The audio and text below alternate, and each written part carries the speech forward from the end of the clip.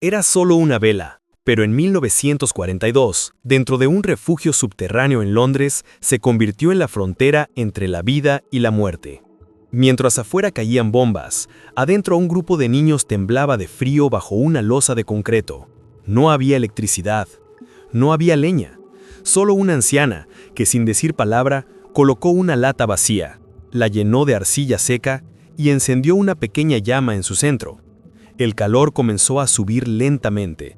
No era mucho, pero bastó para que los cuerpos dejaran de tiritar. Lo llamaron suerte. Pero años después, se descubriría que aquel truco, simple, casi ridículo, era una de las formas más efectivas de calefacción pasiva jamás registradas. Y no fue el único. Lo que aprendieron bajo tierra, con el eco de la guerra encima, todavía puede salvarnos hoy. Durante la Segunda Guerra Mundial, Europa no solo fue escenario de enfrentamientos armados, sino también de una crisis energética sin precedentes. Ciudades enteras quedaron sin electricidad, carbón ni gas. Las redes de suministro fueron bombardeadas y los inviernos se convirtieron en pruebas de resistencia extrema. En muchos hogares y refugios, el frío mataba tanto como los proyectiles. Fue en ese entorno hostil donde surgieron los métodos de calefacción más ingeniosos jamás concebidos. Sin recursos industriales, sin tecnología avanzada, civiles y soldados reinventaron el calor. Desde mantas mojadas usadas como aislante hasta piedras incandescentes sobre brasas enterradas, cada truco respondía a una necesidad vital: no morir congelado. Muchos de estos inventos eran tan simples como efectivos. Y aunque el tiempo los empujó al olvido, algunos sobrevivieron en la memoria de quienes los usaron. Porque en el fondo, no eran solo técnicas, eran decisiones de vida o muerte. Y hoy, con crisis energéticas modernas al acecho, algunos de esos secretos podrían volver a encenderse. Un legado más vigente de lo que muchos imaginan. Entre todos los métodos de calefacción olvidados, este es el más conocido, y aún así el menos comprendido. La vela térmica hecha con arcilla y lata fue usada en refugios antibombas desde 1941. Consistía en una o dos velas colocadas dentro de una lata vacía, de galletas o conservas, cubierta con una maceta de barro invertida. El calor de la llama se concentraba dentro del espacio cerrado y calentaba lentamente el aire alrededor. Pero lo que pocos saben es que el secreto no era la vela, sino la arcilla. Esa capa de material actuaba como acumulador térmico, manteniendo el calor incluso cuando la llama se apagaba. Los refugiados aprendieron que si colocaban una capa delgada de arcilla seca entre la vela y la maceta, el calor se distribuía mejor y duraba más tiempo. Incluso en espacios de apenas 6 metros cuadrados, una vela térmica bien posicionada podía elevar la temperatura entre 4 y 6 grados Celsius. No era una solución definitiva, pero en la noche, cuando la humedad congelaba las paredes y los dedos se entumecían, esos pocos grados marcaban la diferencia. En 1942, un ingeniero retirado llamado Frank Whitmore comenzó a documentar las variantes más eficientes. Notó que el mejor rendimiento térmico se conseguía cuando la maceta superior tenía un agujero en la parte superior. Eso permitía que el aire caliente subiera gradualmente, generando una pequeña corriente convectiva. Años después, sus anotaciones servirían como base para experimentos modernos en calefacción de emergencia. Lo interesante es que esta técnica no desapareció del todo. Durante los apagones de los años 70, muchos hogares en el Reino Unido volvieron a usarla. En YouTube han reaparecido videos explicativos de supervivencia. Incluso algunos manuales de defensa civil en los años 50 recomendaron su uso para refugios en sótanos. Lo curioso es que en pruebas modernas realizadas por aficionados, el rendimiento mejora si se usan dos macetas concéntricas, una dentro de otra, creando una cámara de aire adicional que prolonga la retención de calor por más de 3 horas. Y lo más impresionante es que, bien usada, aún hoy superan eficiencia térmica a algunos calefactores eléctricos portátiles. Porque el secreto no está en la potencia, sino en el aprovechamiento del calor y en la memoria de quienes alguna vez encendieron una vela para sobrevivir.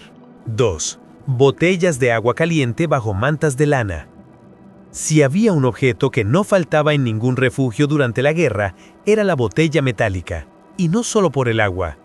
A falta de calefacción, las botellas llenas de agua caliente se convirtieron en uno de los trucos más simples y eficaces para combatir el frío nocturno. El principio era elemental: calentar agua con una fuente mínima, desde una olla sobre brasas hasta una vela debajo de una lata, y verterla en botellas metálicas selladas. Luego, esas botellas se colocaban bajo las mantas, junto a los pies, el vientre o la espalda. Soldados en trincheras, familias escondidas en sótanos e incluso enfermos en hospitales improvisados usaron esta técnica por una razón concreta. El cuerpo humano pierde más calor por contacto que por el aire. Al aplicar calor directo en puntos estratégicos, se podía reducir el riesgo de hipotermia incluso con temperaturas por debajo de cero. Una enfermera británica escribió en su diario de 1944 que 2 botellas bien posicionadas valen más que 3 frazadas. En Berlín, durante el invierno del 45, algunas familias envolvían piedras en tela y las calentaban del mismo modo, pero las botellas permitían un calor más uniforme y duradero. Lo sorprendente es que hoy, este principio térmico sigue vigente. En zonas rurales, muchos aún calientan botellas con agua hervida para dormir, y en pruebas recientes se ha medido que una botella metálica bien aislada puede conservar calor por más de 5 horas, elevando la temperatura bajo una manta en más de 6 grados. En un experimento realizado en una cabaña sin electricidad en Canadá, se comparó una botella con agua a 60 grados Celsius contra un calefactor portátil a batería. Resultado: tras una hora, el calefactor bajó al 40% de capacidad. La botella, en cambio, mantenía 42 grados Celsius en su superficie, sin ruidos, sin gasto energético, sin riesgo de sobrecalentamiento. No es casualidad que, en situaciones de desastre natural, Cruz Roja y ONGs humanitarias aún recomienden este método, porque es seguro, accesible y, sobre todo, funciona, en silencio, como lo hizo hace 80 años, en medio del frío y el miedo, con nada más que agua caliente y un poco de ingenio. En tiempos donde cada grado cuenta, este método sigue siendo una lección de eficiencia pura, porque no todo lo que no enchufa es anticuado. A veces lo más básico es lo que mejor resiste la oscuridad del invierno, y eso lo sabían bien. 3. Panel reflectante de aluminio detrás de la fuente de calor. En los rincones más fríos de los refugios improvisados, cada fuente de calor era tratada como un tesoro. Pero lo que muchos no sabían era que gran parte de ese calor se perdía directamente hacia las paredes. Entonces apareció una idea inesperada: reflejar el calor en lugar de dejarlo escapar. El aluminio, utilizado ampliamente en envoltorios militares y suministros médicos, comenzó a reutilizarse por una razón térmica. Cuando se colocaba detrás de una estufa o incluso de una vela, reflejaba parte del calor hacia el interior de la habitación. Así nació el panel reflectante. No era más que una hoja de metal o aluminio doblada y fijada detrás de la fuente de calor, pero el cambio era notable. En un refugio de campaña británico, un ingeniero civil reportó en 1943 que una simple lámina detrás de una lámpara elevó la temperatura ambiente en 2 grados más que sin ella. El truco comenzó a replicarse en trincheras, hospitales de campaña y hasta en casas bombardeadas que aún tenían una estufa de gas funcionando parcialmente. Los soldados alemanes, según cartas interceptadas, usaban envoltorios de raciones K para improvisar pequeños reflectores cerca de braseros. Incluso se cuenta que en algunas cocinas comunales clandestinas en París ocupada, las ollas se colocaban frente a sartenes viejas de acero para aprovechar cada caloría emitida. Hoy en día, esta técnica sigue vigente en países nórdicos. Radiadores modernos suelen llevar incorporado un panel reflectante para evitar que el calor se pierda hacia la pared, y si no lo traen, muchos usuarios colocan papel aluminio casero. En pruebas térmicas, una lámina bien posicionada puede reducir hasta en un 20% la pérdida de calor hacia superficies frías. En una cabaña canadiense aislada, un experimento mostró que colocar papel aluminio detrás de una vela cuadruplicaba el área de calor percibido. No aumentaba la temperatura máxima, sino la distribución del calor, es decir, más calor en más lugares por más tiempo. Era económico, silencioso y no requería combustible, solo ingenio, porque a veces mejorar la eficiencia no depende de generar más calor, sino de conservar lo que ya tienes. Y quienes vivieron en carne propia los inviernos sin recursos sabían que todo lo que se refleja también puede salvar, y funcionaba de verdad. 4. Cortinas improvisadas con mantas húmedas. Puede parecer contradictorio usar mantas húmedas para protegerse del frío. Pero en los días más crudos de la guerra, cuando la calefacción era un lujo y el viento se colaba por cada rendija, Esa aparente contradicción se convirtió en un recurso vital.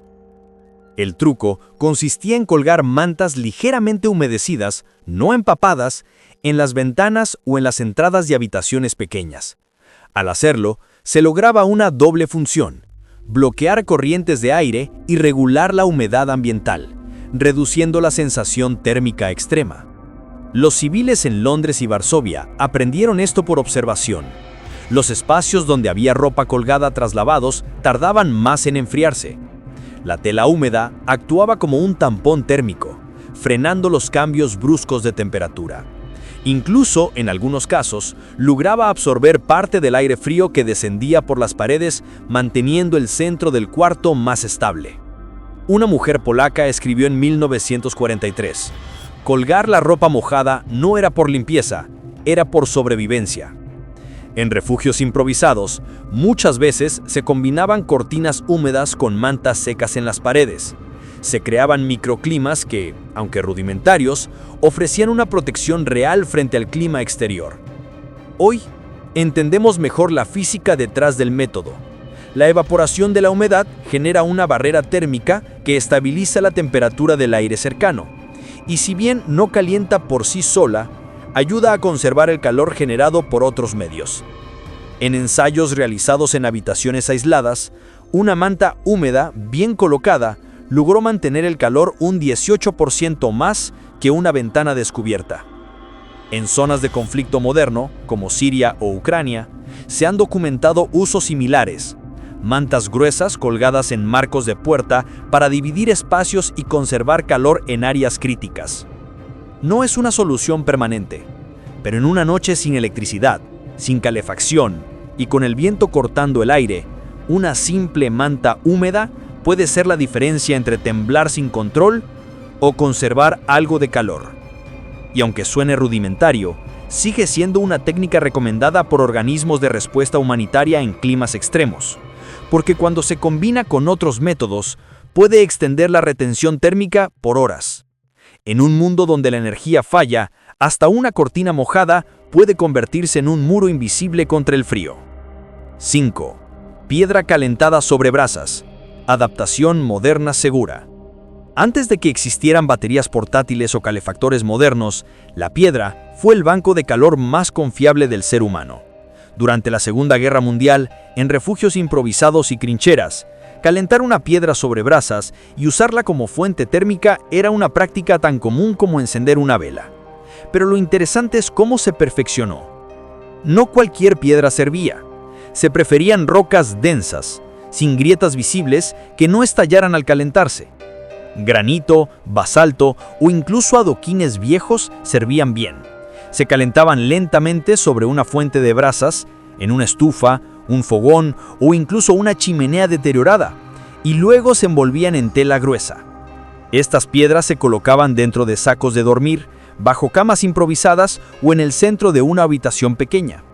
Al hacerlo, se lograba una doble función: bloquear corrientes de aire y regular la humedad ambiental, reduciendo la sensación térmica extrema.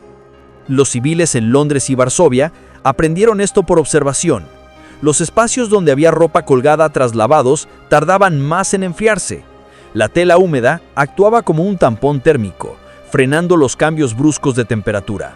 Incluso, en algunos casos, lograba absorber parte del aire frío que descendía por las paredes, manteniendo el centro del cuarto más estable.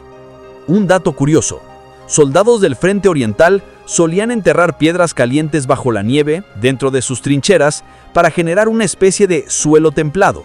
Aislaban con ramas o sacos y dormían sobre esa capa. El calor ascendía lentamente, permitiendo un descanso menos brutal en medio del invierno soviético. Hoy, algunos refugios de montaña aún enseñan esta técnica como parte del entrenamiento básico, y en ensayos realizados en Canadá, se demostró que una piedra de 3 kilos puede liberar calor útil por más de 5 horas si se aísla correctamente. Lo más interesante es que, a diferencia de una vela, la piedra no consume oxígeno ni genera monóxido. Es reutilizable y segura. Solo requiere paciencia y conocimiento. Y en una noche fría, esa combinación puede ser todo lo que uno necesite para sobrevivir con dignidad y calor. Y lo sabían bien. 6. Aislamiento del suelo con periódicos o cartones. Uno de los mayores enemigos del calor en un refugio improvisado no venía del aire, sino del suelo. El contacto directo con pisos fríos absorbía el calor corporal más rápido que una corriente de viento, y en las noches largas de invierno bastaban unos minutos en contacto con el suelo para comenzar a temblar sin control. Fue entonces cuando los civiles comenzaron a usar lo poco que tenían: periódicos viejos, cajas de cartón, revistas rotas. No como leña, sino como aislamiento. Extendían capas sobre el piso, a veces varias hojas superpuestas, y luego colocaban frazadas, mantas o incluso ropa encima para dormir. Ese colchón de papel hacía una diferencia térmica notable. En Londres, durante los bombardeos del Blitz, muchos refugios antiaéreos subterráneos distribuían pilas de periódicos junto con las raciones de emergencia. No eran para leer, eran para dormir. Se enrollaban también como cilindros y se colocaban bajo los brazos y piernas, actuando como aislantes circulares en puntos clave. En Varsovia, una familia escondida debajo de una biblioteca pública reportó en 1944 que su improvisado piso de libros viejos salvó a un niño de hipotermia. Literalmente, las palabras impresas absorbieron el frío que debía ir al cuerpo. El cartón, por su parte, ofrecía una ventaja extra: rigidez y volumen. Era más difícil de conseguir, pero una sola capa gruesa de cartón podía sustituir a 3 mantas finas puestas sobre el suelo. Algunos hasta lo usaban en las paredes para reforzar el aislamiento general del refugio. La ciencia detrás es simple. Tanto el papel como el cartón contienen pequeñas bolsas de aire atrapadas en su estructura. Esas bolsas reducen la conducción térmica, creando una barrera entre el cuerpo y el suelo helado. Hoy, esta técnica sigue viva en contextos extremos. Desde campos de refugiados hasta albergues de emergencia, el uso de cartón como aislante sigue siendo válido y efectivo. Incluso en Japón, durante el terremoto de 2011, muchas personas durmieron en escuelas usando capas de cartón como base. Pero hay más. En pruebas modernas realizadas en casas sin calefacción, se midió la temperatura de una colchoneta sobre suelo desnudo y otra sobre 4 capas de periódico. La segunda mantuvo 3.8 grados centígrados más tras 2 horas, sin ninguna fuente de calor adicional. En algunos refugios improvisados, incluso se comenzó a diseñar un sistema de doble capa. Primero cartón, luego periódicos encima y por último una lona o manta impermeable. Esto creaba una zona térmica intermedia que se mantenía seca y relativamente cálida, incluso cuando afuera nevaba. La simplicidad del sistema permitía que cualquier persona, sin herramientas, sin electricidad, sin combustible, pudiera construir un espacio mínimamente habitable. Y eso, en tiempos donde la vida se medía en grados, podía significar todo. Porque al final no se trataba solo de calor, era dignidad. Dormir sobre algo. Sentir que, pese a todo, el suelo no te devoraría por dentro. Y en medio de la guerra, un periódico viejo podía ser más que noticias. Podía ser abrigo y esperanza. 7. Círculo de latas calentador de aire experimental. De todos los métodos improvisados de calefacción durante la Segunda Guerra Mundial, pocos generaron tanto asombro y escepticismo como el llamado círculo de latas. No estaba en ningún manual, no fue diseñado por ingenieros, fue un invento popular, nacido del ingenio colectivo en los momentos de mayor necesidad. En esencia, consistía en disponer varias latas vacías, de comida, de conservas, de combustible, formando un círculo alrededor de una fuente de calor mínima, una vela, una brasa o una pequeña estufa. Las latas, abiertas por ambos lados, se colocaban de manera que formaran una especie de conducto circular. Cuando la fuente central se encendía, el aire caliente comenzaba a subir por dentro del círculo, y ese aire se redistribuía alrededor del espacio como una corriente térmica. Era, en términos simples, una turbina de calor sin motor. Este truco fue documentado por primera vez en diarios personales de soldados franceses en 1944. Se cuenta que en un refugio bajo tierra en Alsacia, uno de los combatientes improvisó el sistema tras observar cómo el humo subía entre un conjunto de latas apiladas. Lo replicaron con latas de sardinas y botes de manteca. El resultado, una ligera pero constante brisa de aire caliente, que hacía más soportable el encierro en un espacio sin ventilación activa. Pero fue en Holanda ocupada donde el círculo de latas se volvió casi un símbolo. Algunas familias lo utilizaban no solo por el calor, sino también como señal de alerta. Si el flujo de aire se interrumpía, significaba que la vela central se había apagado o que había peligro de intoxicación por gases. Doble función, bajo una sola estructura. Hoy, este principio ha sido rescatado por entusiastas del diseño pasivo y la eficiencia energética. Versiones modernas del círculo de latas, como el conocido Heater Rocket en estufas ecológicas, funcionan bajo la misma lógica: redirigir el flujo de aire caliente para optimizar su distribución sin consumir más energía. En pruebas realizadas en zonas montañosas de España, una réplica del sistema logró elevar la temperatura de una tienda de campaña en 4 grados centígrados durante la noche, utilizando solo una vela como fuente térmica. No es magia, es física básica aplicada con ingenio. Pero lo más poderoso no es el calor que genera, es el mensaje que transmite. Cuando todo falta, cuando la tecnología no llega, cuando la electricidad se corta y la ayuda tarda, aún se puede fabricar abrigo con desechos. Latas vacías, nada más. Cada lata tenía una historia. Había quienes escribían fechas o nombres sobre ellas, como si ese calor reciclado también sirviera para recordar que estaban vivos. Porque en la oscuridad, cuando el frío acecha y la esperanza flaquea, incluso un anillo de latas puede convertirse en hogar, en calor compartido, en símbolo de resistencia. Y lo sigue siendo. A su manera silenciosa, este truco prueba que no se necesita tecnología avanzada para sobrevivir. Solo voluntad, reciclaje y una vela. Los métodos de calefacción de la Segunda Guerra Mundial pueden parecer reliquias del pasado. Pero hoy, en un mundo donde las crisis energéticas, los cortes de luz y los fenómenos climáticos extremos son cada vez más comunes, estos trucos recobran un valor inesperado. No solo por nostalgia, sino por eficiencia, simplicidad y accesibilidad. Una vela térmica bien construida puede calentar una habitación pequeña durante horas. Un panel reflectante detrás de un calefactor eléctrico mejora su rendimiento en más de un 25%. Colocar periódicos bajo el colchón o cartón en el suelo puede hacer que una noche sin calefacción sea soportable. Y el círculo de latas puede servir como base para experimentos modernos de climatización pasiva, usando materiales reciclados.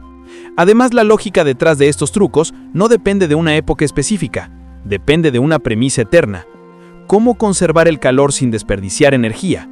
Y eso, en un planeta que intenta reducir su consumo energético, es una lección de oro. No se trata de reemplazar la tecnología moderna, sino de complementarla, de tener un plan B, de saber que si el sistema falla, aún hay soluciones al alcance de las manos, soluciones que ya fueron probadas en tiempos mucho más duros que los nuestros. Incluso en contextos urbanos, estos conocimientos encuentran espacio. Personas que viven en departamentos mal aislados han comenzado a replicar estas técnicas en invierno: aislar el suelo con cartón, sellar ventanas con mantas o usar piedras calientes en camas sin calefacción. También han surgido guías comunitarias en redes sociales que enseñan paso a paso cómo recrear cada método sin gastar dinero. En países con inviernos extremos y tarifas eléctricas elevadas, muchos descubren en estos trucos olvidados una alternativa real, funcional y gratuita. Y por eso siguen siendo útiles hoy. Cada uno de estos trucos olvidados no fue un invento casual, fue una respuesta directa al frío, al miedo, a la escasez. Un acto de resistencia silenciosa en medio de la destrucción. No había tecnología, pero sí voluntad. No había lujo, pero sí ingenio. Y eso, muchas veces, bastaba para sobrevivir. Hoy, mientras el mundo depende cada vez más de soluciones complejas, caras y frágiles, estas ideas simples vuelven a tomar sentido. No porque queramos regresar al pasado, sino porque el pasado aún tiene cosas que enseñarnos. Calor sin electricidad, abrigo sin consumo, refugio hecho con lo que hay. Quizá el mayor error no fue haber dejado de usarlos, sino haber olvidado por qué surgieron. Porque cada piedra caliente, cada cartón bajo el colchón, cada círculo de latas, habla de humanidad en estado puro, de la búsqueda incesante por resistir, por no rendirse. ¿Deberíamos rescatar estos métodos del pasado o es mejor que sigan en el olvido? Tal vez no sean perfectos, tal vez no impresionen, pero fueron reales, y eso los hace valiosos, más de lo que creemos. Siempre.